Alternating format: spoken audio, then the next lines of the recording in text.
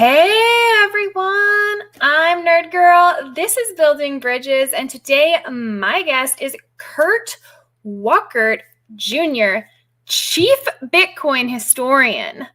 Welcome, Kurt. Good to be here. Thanks for doing this. For sure. I don't know how often you do like podcasts or video casts that are not, BSV specific. I'm actually as often as I'm invited. Frankly, I'm happy to talk to anybody. I've been on a few. Probably the biggest one I was on was with Hotep Jesus about a year ago. Okay. I debated Peter McCormick and along with my buddy Connor Murray, and then Brian. What is his name? Brian Trolls. He goes by Shinobi on Twitter, and hosted by Hotep Jesus himself. So it was a good time. But okay. I've done a bunch. I'm not typically a guest, but I personally do a live stream myself at least once a week. So I'm on the air quite a bit. I do a live stream at least once a week as well. And this week it's been more like 3 times. So it's going to be really interesting in the chat today, because I think most of the people who are going to be here because they followed you are going to be BSV enthusiasts. And most of the people who are going to be here because they followed me, not because everyone who follows me is a hex enthusiast, but are going to be hex enthusiasts, because that's kind of what this show, Building Bridges, is about. Sure. Maybe, I don't know, repairing or creating relationships between crypto communities. And the hex community was like starting up a syndicated, network where they wanted to have multiple shows. And I was like, yeah, because, I think time deposits are cool. Good times. So you just had a baby. Congratulations. Thank you. Yeah, I'm on like no sleep here this week. Little baby, little Molly Moxie Wuckert was born on 420. A little before midnight. She was almost not a 420 baby, but is what it is. She's happy, healthy, hanging out with mama. She came home last night, met her little brother. And all's well, but I could use a good night's sleep. I'm not sure exactly when that's going to happen for me, though. Yeah. So I'm a mom. My daughter's 9, almost 10, but I don't think that I slept for like 3 years. Yeah, no, I can relate. My son is 21 months old. He'll be 2 in the summer, and he just started sleeping through the night just a few months ago, and now we're back to probably no sleep again for a while. All right. So, hey, before we kind of get started and you delve into the, your experience and everything with the history of Bitcoin, I just wanted to ask you, did you know that I've written for CoinGeek? I did not know that. That's fascinating. How long ago was that? It was at the very beginning of okay. Did you go to the CoinGeek conference in Toronto in No, I did not. I did. Oh. I did. At the time, I was working for, actually, that's why I say BSV and the BSV community have been like really, really integral to my sociological study of the evolution of tribalism within cryptocurrency. Sure. So I went to the BSV conference. I was working for CCN at the time, which was heavily funded by maximalists. Yep. Yeah. And it was like right after the fight between Craig and CCN. Yeah. So actually, I started talking to Craig before that fight broke out at emailing. And then that whole thing went out and he didn't respond to my emails anymore for a long time. Sure. And then by the time that Ed Pownell wrote me back and said, hey, if you guys are still down to do this interview, I was like, yeah, how about I just come to Canada though and do it in person, Hey, that sounds good to me. Yeah. Well, I don't know. It seemed like it made sense, and it was a big interview. It made like I wanted to.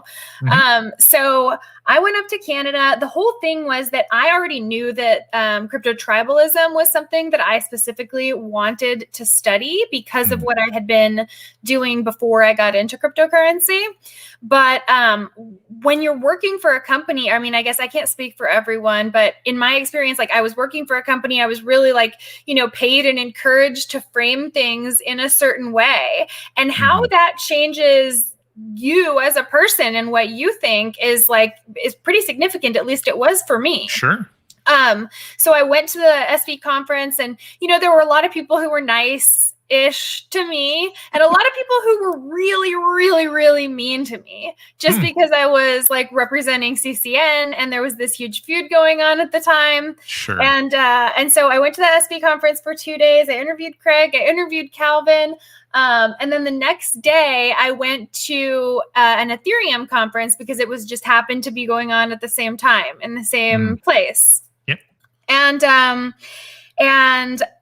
I realized at the Ethereum conference, I was really accepted there. And it was because, I had bought Ethereum. I was kind of part of that crew. Sure. Right.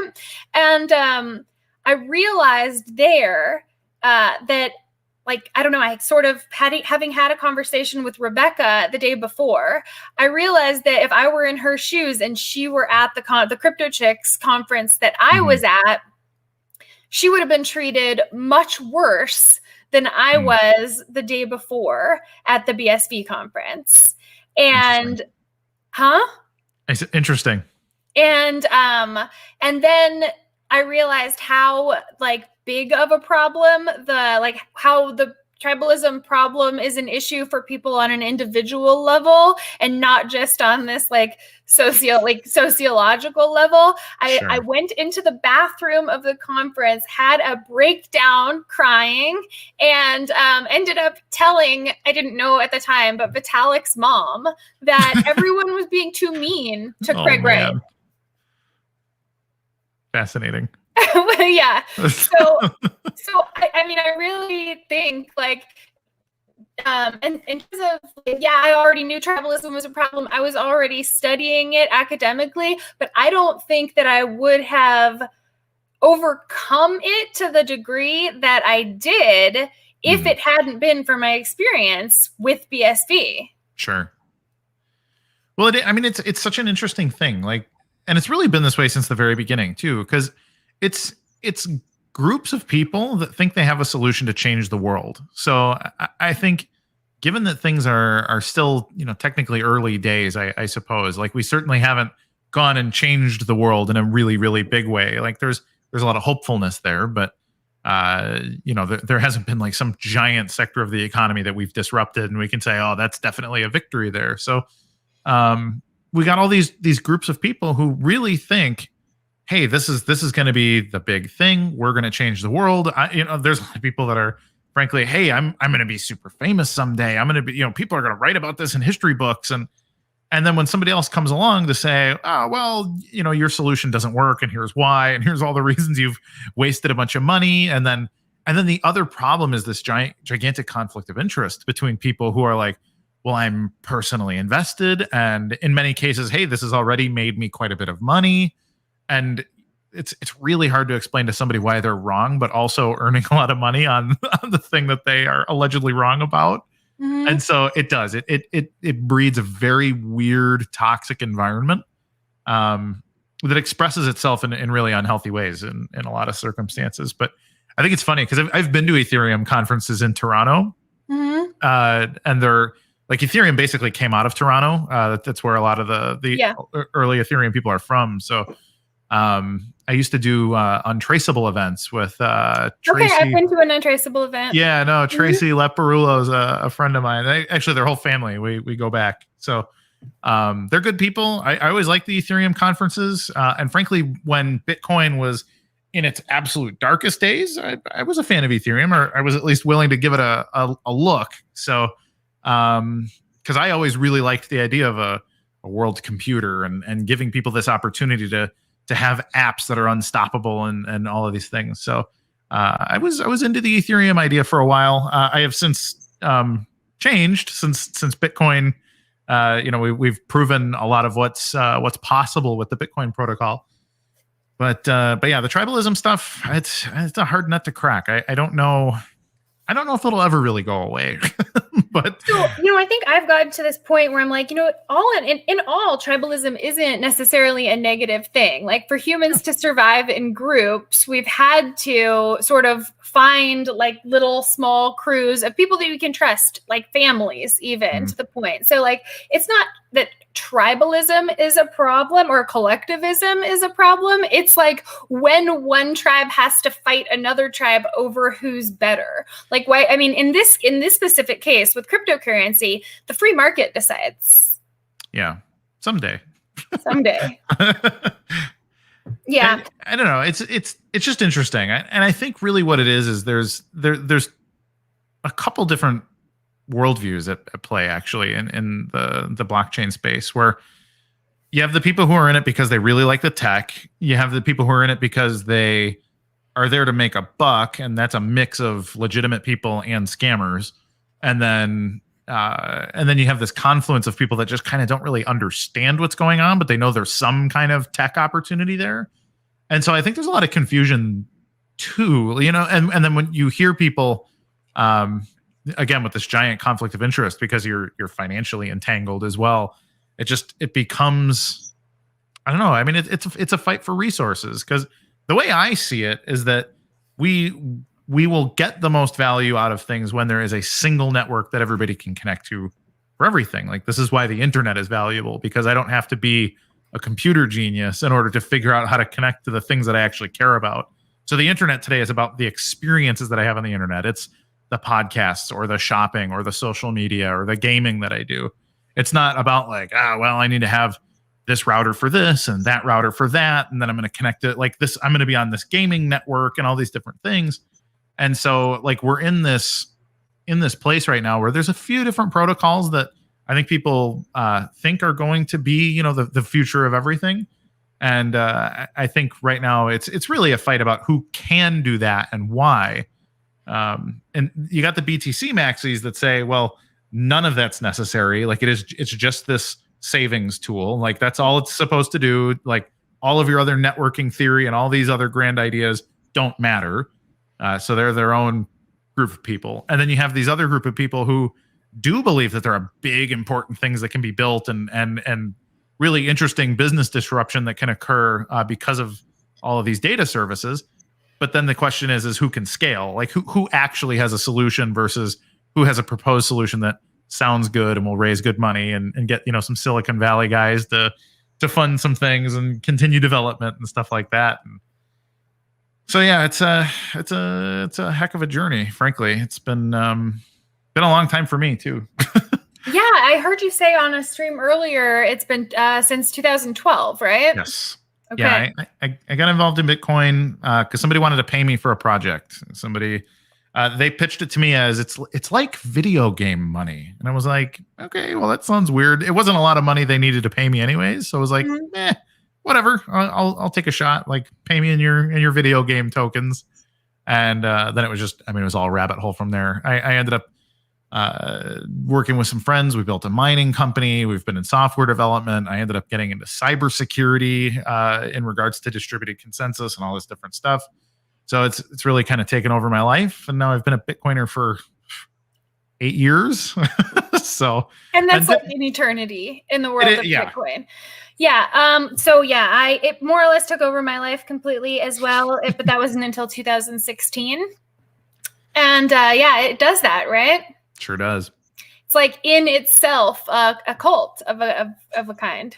It is. No, absolutely. We have, even among the different tribes, like, we may believe in different gods, but ultimately we have a very religious experience in a lot of ways with all of these different things, where you have very, very closely held, deeply held beliefs, and you have your sacraments, you have your lingo. Everybody has their inside jokes, and they very much become a very deep, rich culture unto themselves. It's fascinating. Yeah. So what is your, do you have friendships or relationships with people who are outside of BSV, or are you really because there are some people who are really like, I will only follow people who post specifically about, BSV, and within the Hex community, that's a thing too. That's a thing within all of the communities. I'm just kind of addressing those who are here right now. I should be very clear that I personally, I would consider myself a Bitcoin maximalist. And, Mhm. some people will say I'm not because I'm a BSV guy, but I very much believe that the protocol is absolutely the best thing since the internet itself. However, I do maintain relations. Like for me, it's from a sociological standpoint or my social circles and stuff. I don't give a rip. I go to mixed coin conferences, and like I said, I'll go on anybody's podcast. I have lots of friends from old era Bitcoin stuff. I used to go to all the Chicago meetup stuff, the Ethereum and the Bitcoin meetups too. Um, and I still have relationships with a lot of those people. And I think in person too, I think the tribalism is a lot less toxic, because on Twitter, it's one thing to be like, this person's not even really a human potentially. Like this is just a bot. I'm being social engineered or whatever. You can just kind of write it Yeah. off as like, this isn't a real relationship.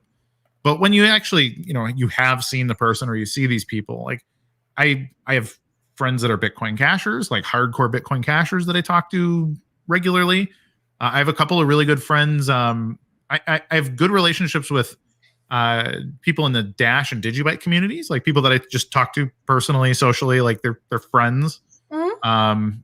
And then just lots of I have a private Discord group of people that are just sort of a trading and investment related community, and like they just talk markets, and we'll talk anything from stocks to commodities to crypto trading charts and whatever else. So, I mean, it's not for me. I'm not. I don't feel threatened at all by anybody's crypto experience stuff. So for me, it's no big deal. But everybody knows that I'm a BSV super advocate. Yeah. So I'm crystal clear with what I believe and why. But I don't let it bug me. So actually, I was really excited when I saw your post that you were like, I'm going to be too busy to talk to people soon. So if you if you want to talk, let me know right now. And I was like, hey, does that include me? And I really didn't think that you were going to say yes, because because I didn't know. I didn't know if you knew that this was primarily a hex, like that the primary audience of this show was Hexicans. I don't know what degree you've looked into, the hex token. I know a bit about it. I mean, like I know who Richard is. I think even though I agree with him or disagree with him quite a bit about his opinions on blockchain stuff generally, I actually really respect his rhetorical skills. I think he's a very talented communicator. I like his sort of prick attitude about things. I think it's a really good character that he plays, and he's really good at debate. Like, so that's I want to give him credit there.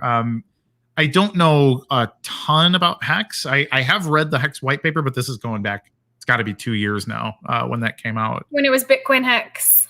Yes. Yeah. So I remember, you can claim your Hex relative to your Bitcoin holdings, and it runs on Ethereum. And I understand the sort of the sliding scale nature of the earlier you get in, the more value you get and all of that. But I don't really recall the economics of all of it. I'm not a Hex holder at all, so I have no skin in that game. But whatever. It's funny because I see so many correlations between some things that Richard has said, and some things that the Hex community says, and some of the things that Craig has said, and some things that the BSV community has said. And then with the scaling, the issue of scalability on Ethereum, what's going on now, of course, is that Hex is building its own blockchain. It's a fork of Ethereum, and they're working on that currently. But very early on, I had told someone who was also a journalist who was part of the Hex community, I was like, what's really crazy is that Hex should be on BSV. And that person was like, what? Like, where are you getting, And I was like, no, because it's like a stable protocol. But at the time, tokenization wasn't possible. Sure. Yeah. I mean, we've just in the last 6 months made immense progress in just the tooling. The tokenization was always possible, but somebody's got to build that tooling out. I mean, the Bitcoin script is something that is very, very flexible and very powerful, but It's also unique. It's essentially proprietary to Bitcoin, and if you weren't trained in it, which no one was, then you gotta build that stuff out. So, but now there's all kinds of protocols available. In fact, we have near a dozen tokenization protocols that are all kind of competing in different ways. But I mean, we're having a token explosion over on BSV. We've got stuff that's trading legit decentralized exchange, trading up in Bitcoin script, so there's no extra infrastructure anywhere. So that's really cool. And then all just simple tokens. I mean, just the kind of basic fungible stuff. But I think the really cool thing on BSV is the NFTs. And NFTs are hot right now. So, but I'm not just saying that they're unique because they're on BSV. The really cool thing about BSV is that there is no limit, or there's no practical limit to the amount of data that you can store in a single transaction. And so an NFT on Ethereum is very typically the artwork, the stuff that you see, the perception, the thing you bought is typically on AWS, or it's on IPFS or something. And we've already seen people like, hey, I bought this piece of art. Now I can't access this piece of art. And it's, oh yeah, our server partner failed and your art's gone, but you have this Ethereum transaction hash that says you own something. It's like, well, that's not cool. But in BSV, you can upload everything. So you can put the image file, or you can even put the design files with the Twetch related NFTs. They even put the I believe it's a WebGL file, so a 3D rendered graphics file of some of the stuff that they're giving away as NFTs, and they're all self-contained in that transaction. So even if Twetch went out of business and they completely disappeared and Twetch.com is gone, you still have every aspect of that NFT. You have the digital art, you have the proof of purchase, you have the ability to transact it trustlessly up in the Bitcoin stack. And so it's a really unique way to add value in ways that can't be done. You simply can't upload artwork files and large files up into Ethereum or frankly anywhere else. I've not seen another blockchain that allows you to store those files. So tokens have come a long way. We've got a long way to go too. There's a lot of people doing a lot of hard work now. So it's a good thing. I think we're going to see a lot of people moving their projects over, frankly. So I haven't really looked very much at BSV since tokenization was possible, or since the NFTs, since you were able to make NFTs. I know that I was talking about it with Brian Arundel on Twitter, and he was like, hey, this is about to happen. And I was like, hey, that's a really big deal, and I want to pay attention to it. But there's so much going on, at all times. That's like, when? Maybe now. So is construction permissionless? As far as it depends on which protocol. So like Twetch, for example, is built by Twetch currently, but they have said they plan to give those tools out open source, open use, and whatever. Tokenized is another one that's been working for a long time. I believe their protocol is open, but you're going to want to work with them because it's complicated, basically. But then the big one that people are gravitating toward right now is the Run protocol. And with Run, it's all open source, open tooling. The documentation is really good, and a lot of people are developing on it. So Crypto Fights is one of the big ones where it's basically gaming on chain, and they left Engine Coin and Ethereum about 2 years ago now, and they are just about to launch. They're on testnet. Everything looks wonderful. Everything working really, really well. So I believe we have a launch date imminent with Crypto Fights. But then there's like Brightview. There's the Nifty Jigs by Unbounded. What are they? Unbounded. They were Unbounded Capital, but this is their spin-off company. They're Unbounded something. Enterprise. Unbounded Enterprise. That's what they're called. So, but yeah, a lot of people are moving toward Run. And that's really cool because then all these things can interact with each other. Your NFTs and your various other tokens can all interact with each other trustlessly across apps. So one of the examples is like in Crypto Fights, if you use a sword or an axe and you win a bunch of battles with it and it becomes famous because you're really good at this game, then you can trade that battle axe perhaps for haste tokens. And haste tokens allow you to play in the Haste Arcade, which is a completely different ecosystem than Crypto Fights. But because they use the same token standard, they're interoperable. And so a lot of opportunities there for trading and then actual token use in the games and in the various financial applications and everything else going on. And what's really important is that like financial institutions, people coming in from the outside, they're not going to care about whatever like petty squabbles we have going on internally. They're going to care about what works. Absolutely. Right? Well, this is what I keep saying about Bitcoin in general. Like you have the BTC people that are just like, oh, no one's ever going to get over Craig or all these different things. And I'm like, hey guys, nobody, like statistically, nobody on earth knows what our drama is. And if we give them a tool that makes their business a lot more profitable or a lot more safe or whatever, they're not going to care. Like, especially not, a couple people on Twitter being like, oh, there's this Australian guy and he's really mean. It's gonna be like, what do I care? Like how many people think about like, well, who invented the internet or who invented my camera or who did, who are the, like, it doesn't matter. So there's ground to be captured and it is out there to get. So yeah. All right. Question for you. Have you heard of anything like time deposits being built on BSV? What do you mean by time deposit? Well, I mean like CDs. Oh, okay. Off the top of my head, I'm not aware of anything like a CD-like product. Are you aware of any blockchain CD-like product? I believe Hex works like a CD. So as I understand it, Hex is basically based on the concept of a CD. Yeah. And people call it a scam and a Ponzi because it promises to return more of what you put into it. Mm-hmm. But since the promise of return isn't in dollars or relative to anything else, it actually can do that. I mean, like, so there's a lot of people in the chat right now saying Ponzi. Okay, like that's not really, it doesn't actually fit the definition of Ponzi. So stop. I mean, I actually originally was like, wow, these products have so many synergies. I wonder if part of the reason why it couldn't be built on BSV is because of the existing animosity between Craig and Richard. It could be. I mean, I really think that's silly. Like I think a really good example would be like the United States and China. Like we've had a very tense relationship as nations for generations now. Like, frankly, over 100 years at this point. There's just been like, are we going to have a war with China? Are we going to have like an ongoing cultural war, Cold War?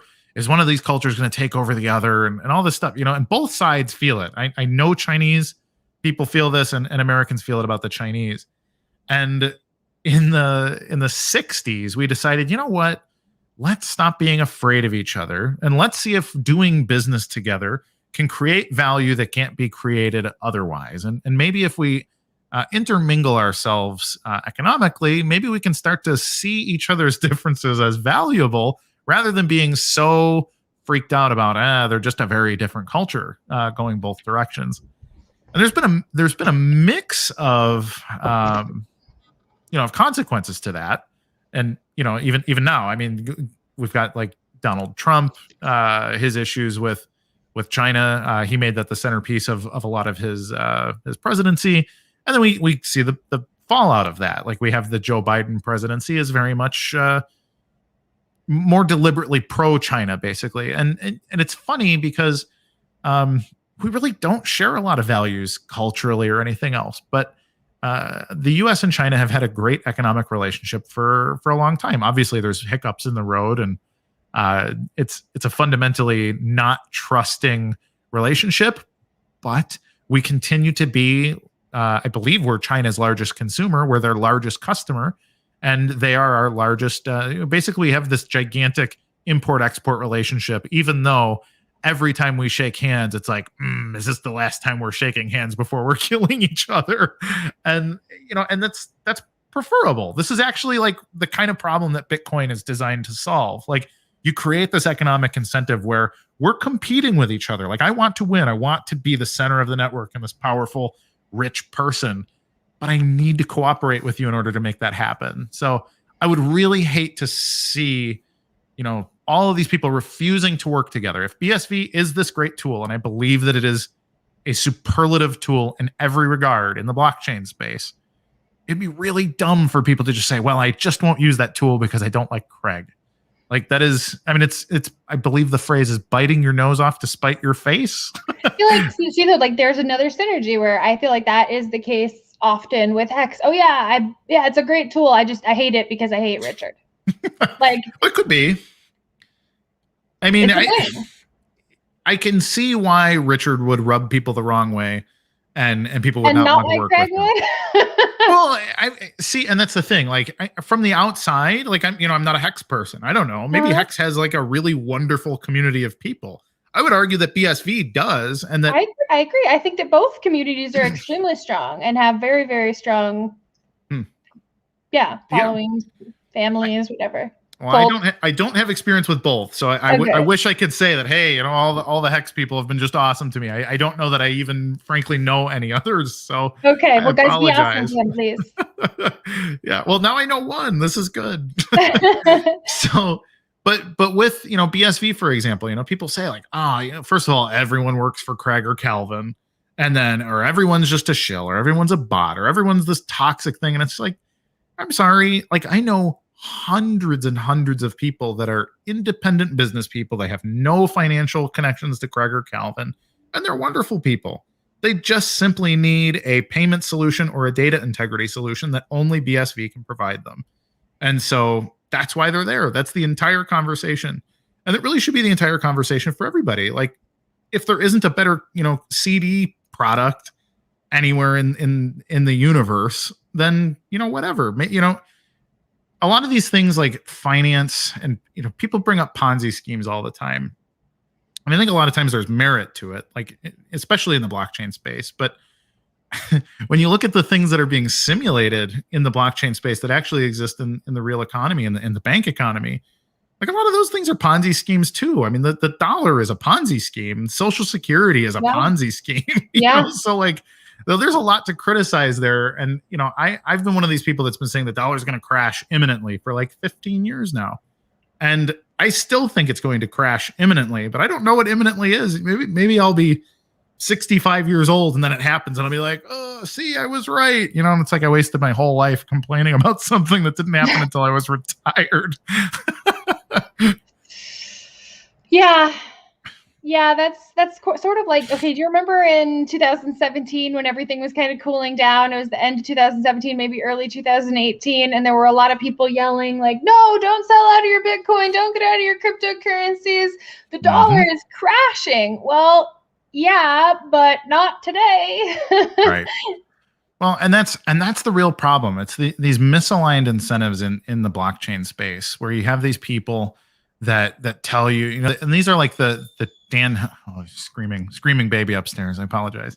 But the Dan Helds and the Anthony Pomplianos and these guys that are just like, I buy Bitcoin at any price, just keep buying it. Or, the Max Kaisers and these people that are just like, doesn't matter. You just keep playing this game. And it's like, that's malicious, first of all. Like, that's just really unhealthy financial management. Like sure, you're up finally after 3 years of a nasty bear market. But for a lot of these people, like the kind of people that make purchases based on influencers telling them to like, hey, spend your money on Bitcoin, like those people get really hurt. Like they need their money immediately. So this is another synergy with the Hex community where like this is something that like I see so many, and that's why I really wanted to talk to you and have you on Building Bridges, because I know that you don't speak for your community as a whole and I don't speak for the Hex community as a whole, but I was hoping that you and I could at least establish a line of communication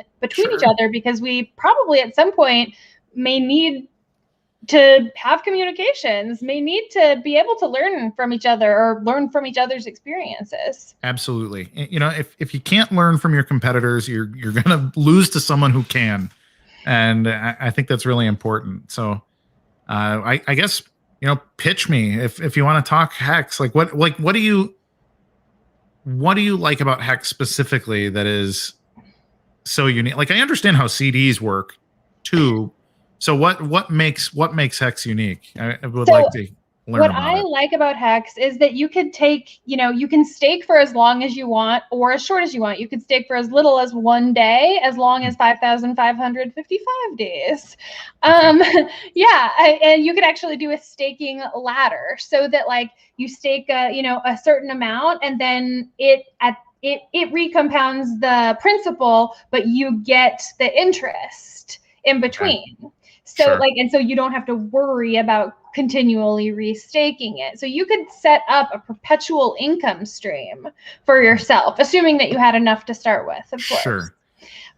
Which I think is really cool. Also, with CDs right now, if you were to like, I don't know, if I was to want to end the terms of my CD with the bank early, the bank would get to keep all of the interest, right? Yep. With Hex, there are penalties for ending your, time deposit early, of course, but those penalties are distributed. So half of it goes to the origin address, which a lot of people speculate is just Richard.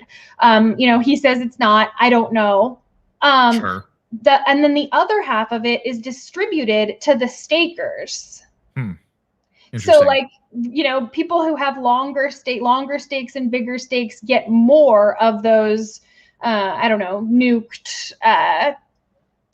nuked interest. So of course it is a situation where like the rich get richer, but that's always the case. Yeah. That's always. Well, it's the case of proof of stake. I mean, proof of stake is like the equity model of business. I mean, it's actually the old school. Like proof of work is a very, very new idea, for consensus, but also governance. I think people really fail to understand that proof of work and proof of stake are governance models. And proof of stake is very old. I mean, like your bank down the street is proof of stake. Like they bought something a long time ago and did well with it, and now they can lend money and provide financial services based on what they did generations ago. So that is proof of stake. The marble floors are proof of their stake. I think that's a Daniel Krawitz quote. But I'm curious, how does Hex, like, where does Hex come from? Is it like, what is the block time? How much Hex is minted every time there's a block, or where does it, like, what's the emission of Hex? So Hex is built on Ethereum, so it's like hybrid proof of stake, proof of work. And I don't know we have like very limited details about how it will work when it's on its own chain, if that chain will be proof of work or proof of stake. If anybody knows those specific answers, please feel free to drop them in. So it is though like distributed relative to how long you stake and how much you have when you staked. People are awarded T shares, and then that total shares, and then that number of T shares is what determines the percentage of the penalties that get paid from people unstaking early. Okay, makes sense. I mean, it basically sounds like the board of directors or the shareholders in a bank, frankly. Yeah, except for that it's making the people those. Right. Well, yeah. I mean, anybody has the opportunity to be one of those people. I get that. So what is, do we answer? It's finished. It's a complete product, except, if we assume that Pulse is like not, because Pulse is going to be its own thing, Hex continues to exist on Ethereum, even once Pulse launches, it's complete product. So it's done. There doesn't need to be additional work on it. Sure. That's something that I like about it. And also that it was triple audited before it was released. So it was audited, once for economics and twice for security, or do I have that reversed? Interesting. So what is what are the tokens called? Are the tokens called Hex tokens? Hex. Okay. So is all the Hex that will exist already circulated, or is it? No, actually Hex has an annual inflation rate of 3.69%. So it does have built-in inflation, but that's the max it's not, I don't know. I think a lot of early Bitcoiners got into Bitcoin as a cap against unhedged inflation or unhedged inflation. But this is inflation, but you know how much it's going to inflate by. Sure. Well, that's good. And then, if 100% of the Hex were staked, theoretically, then everyone's interest would be 3.69% because it would be keeping up with the annual. Right. Interesting. So then, is there a supply cap, or is it permanent? No, will there always be? Okay, it will always be 3.69% inflation. Interesting. It's an interesting model. I mean, I'll have to take a good look at it. I really didn't want to like try to sell you on Hex at all, or like I'm curious. I'm genuinely like, curious. I think that there are important things between the Hex community and the BSV community that like having open lines of communication between us could really help on both sides. And sure. yeah, that's why I wanted to do this. Well, and that's the thing. So, I mean, like, do we need banking services on chain? Like, if Hex is a stable protocol, and like, you know, if everything's transparent, everybody knows who's getting paid and why, and who has control over things, then, you know, whatever. Then it's an on-chain bank. Like, that's not uncool. I don't know that it is now, or you know, I can't confirm or deny. My problem is always with Ethereum. So, like. Like Ethereum doesn't scale. It's good for 15 transactions a second globally, which, as we've seen, is, you know, $50 transaction fees. Or if you're trying to open a DeFi wallet, like sometimes it's $500 because of the gas fees. And I tried to stake $1,000 of an ERC20 token the other day, and it wanted to charge me like $1,750. I was like, "There's not even." Right. Yeah. So then it just becomes like a bourgeois, like niche financial product for rich people, and that just sucks. So we really, like, if we believe that we need financial tools for the world, data integrity tools for the world, and ways for people to just conduct simple trade with each other, doing business, then nothing matters more than scale. And so Ethereum can't do it. You know, they say Ethereum 2.0 is coming soon. Based on their roadmap, I'd argue that ETH 2.0 probably won't be here for 2 or 3 more years. And even then, like, the grand total is like 3,000 transactions a second max before they're talking about vaporware again. Like, well, ZK rollups and whatever replaced Plasma and all these different things. And it's like, I don't know, guys. It's just, it's not that interesting. So, yeah, no, I think one of the, you know, Hexagon's primary arguments is that like crypto started because we wanted to replace the banks. And if you want to replace the banking system, you have to replace all of their products. And time deposits are the second largest banking product. Interesting. I was not aware of that. Yeah. Yeah. So anyway, yeah, I just wanted to like point out some of the correlations, hopefully open lines of communication, not just between you and me. I already had some SV friends. I definitely have a lot more now following me on Twitter, so thank you. I was really surprised by that. Probably some will unfollow in the coming days as I talk about other things. Sure. Yeah. But, you know, I think, you know, Hexagons, guys, if you are so inclined to go give Kurt a follow on Twitter, I mean, that would be cool, right? Like, we want to establish relationships with people from everywhere, even if they don't go anywhere, just because it's good to have open lines of communication. It's just fun to have someone to visit. No, relationships are good. Yeah. I also want to, so I released the video I made of me interviewing Craig about 5 months after the interview took place. And I like put this really salacious headline on it. And it was really just like an attempt to get more views and like not really a dig. And I think that like the core BSV team knew that because I had communicated, you know, I'd written for them. Like, they had offered me a job.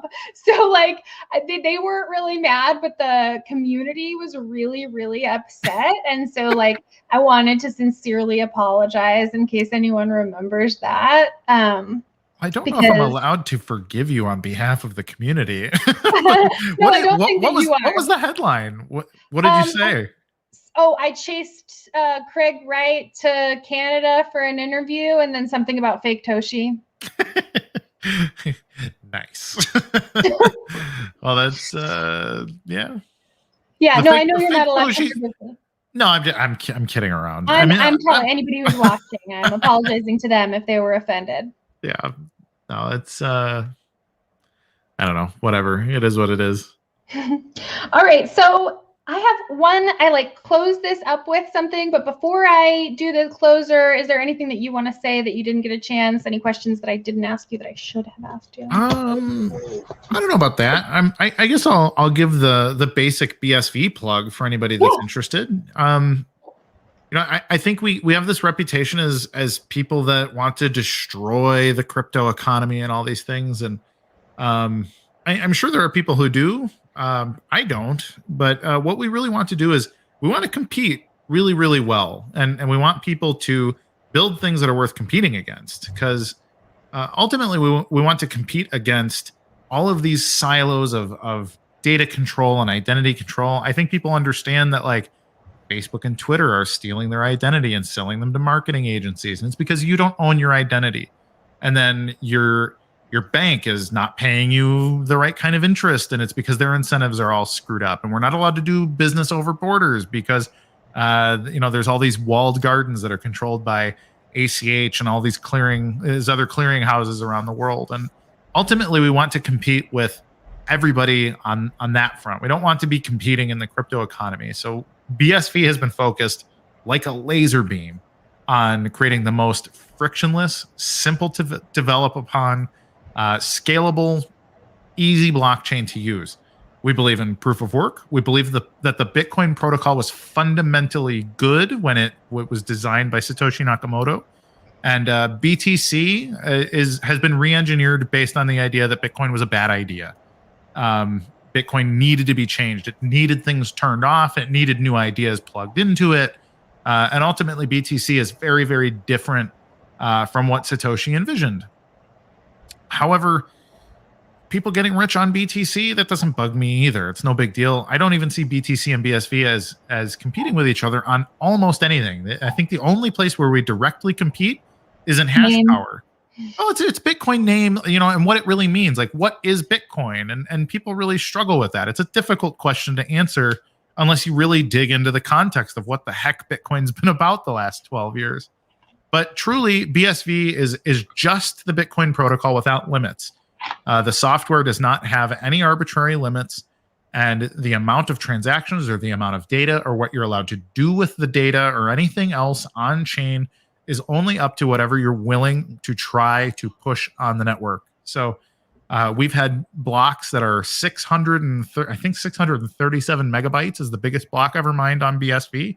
But every week we have blocks that are over 100 megabytes. They're full of transactions and photos and videos. And if you want to upload an operating system into the cloud or up into the stack and use it to interact with all kinds of other things on Bitcoin, you can do that. You can only do that on BSV. And we want to give people the ability to come up with ideas that maybe the software engineers that run the node software haven't thought of. So if you want a place to play, if you want a panacea of things that of tools and people who want you to push the limits, if you want to, like, if you're the kind of person that, like, gets in a race car and sees if you can drive it off the road, like, that's the BSV community. So software people, especially like JavaScript people, we have a lot of really cool JavaScript tools for people to play around with token protocols and really all kinds of other things. A robust development community. Absolutely. And we're passionate. We're passionate business people too. Everybody in BSV is an entrepreneur. They see these as opportunities to be the trillionaires of the next generation. So that's BSV in a nutshell. Simple payments, cheap, predictable, everything. And everything works bigger, better, faster than on any other blockchain, period. That's the pitch. Awesome. Kurt, thank you so much for your time. Would you build a bridge with me? This way. I'm in mirror vision. Back. There it is. Yeah. All right. We built a bridge. Wonderful. Okay, thank you. Thank you, everyone, for tuning in. You'll see me tomorrow night at 7 Central on Hex Therapy Live, Behavioral Professionals with Blaze and Maddie Allen. All right, Kurt, you've been awesome. Thank you so much. Thanks.